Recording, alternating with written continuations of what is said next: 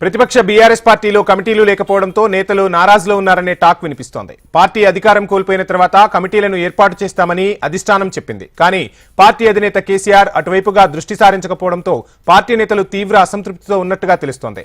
కొత్త ఏడాదిలో అయినా కమిటీలు ఉంటాయా లేదా అనే చర్చ గులాబీ పార్టీలో జోరందుకుంది. ప్రస్తుతం బీఆర్ఎస్ లో రాష్ట్ర కమిటీ మాత్రమే ఉంది. రాష్ట్ర ప్రధాన కార్యదర్శులు ఉన్నారు. అనుబంధ విభాగాలకు కమిటీలు లేవు. విద్యార్థి విభాగం, యువజన విభాగం, మహిళా విభాగం, బీసీ, ఎస్సీ, ఎస్టీ, మైనార్టీ విభాగాలకు నూతన కమిటీలను ఏర్పాటు చేయాల్సి ఉంది. రాష్ట్ర కమిటీలో నూతన కార్యవర్గాన్ని ఏర్పాటు చేయాల్సిన అవసరం ఉంది. పార్టీ జిల్లా అధ్యక్షులను మార్పు చేయాలని పార్టీలో పెద్ద ఎత్తున చర్చ జరుగుతోంది. ఎమ్మెల్యేలు, ఎమ్మెల్సీలు, ఎంపీలకు జిల్లా అధ్యక్షులుగా కేసీఆర్ అవకాశం ఇచ్చారు. దీంతో ఇప్పుడు పార్టీ కోసం పూర్తి స్థాయిలో పనిచేసే వారికి అవకాశం ఇవ్వాలని కేసీఆర్ భావిస్తున్నారనే టాక్ పొలిటికల్ సర్కిల్స్ లో చక్కర్లు.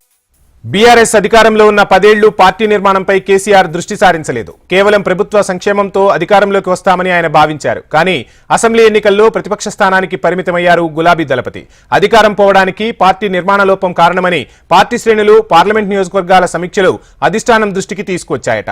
దీంతో పార్టీని క్షేత్రస్థాయి నుండి బలోపేతం చేస్తామని క్యాడర్కు భరోసా ఇచ్చారు. కానీ ఏడాది పూర్తయినా ఇప్పటి వరకు పార్టీ నిర్మాణం గురించి పట్టించుకోలేదు. ఇక పార్టీ నిర్మాణం, కొత్త కమిటీల ఏర్పాటు, పార్టీ ఇంటర్నల్ విషయంగా గులాబీ ముఖ్య నేతలు కామెంట్స్ చేస్తున్నారు.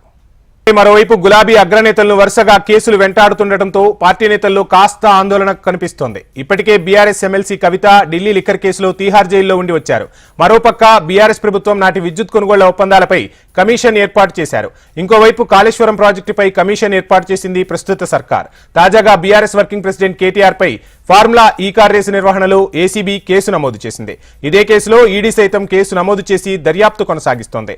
దీంతో గులాబీ పార్టీలో ఎప్పుడు ఏం జరుగుతోందో తెలియని పరిస్థితి నెలకొంది.